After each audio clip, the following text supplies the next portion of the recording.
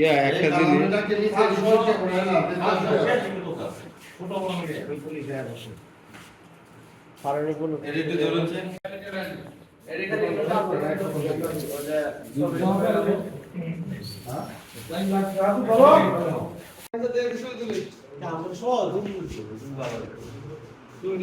ভোররাত অনুমান 5:30 ঘটিকার সময় ঝিনাইগাতি পুলিশ অভিযান পরিচালনা করিয়া ঝিনাইগাতি থানাধীন ছোট গজনি তাওয়াকাছা রোডে পাশে বনের ভিতর বিভিন্ন ব্র্যান্ডের 600 বোতল ভারতীয় মদ উদ্ধার করে, যার আনুমানিক মূল্য প্রায় 16,76,000 টাকা।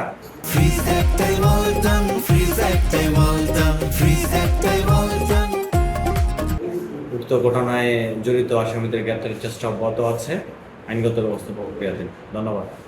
আচ্ছা, আপনাদের এই অভিযান কি চলমান থাকবে? আর এই অঞ্চলে যে মাদকের ছড়াছড়ি, এটা নিয়ে কিছু বলবেন কিনা?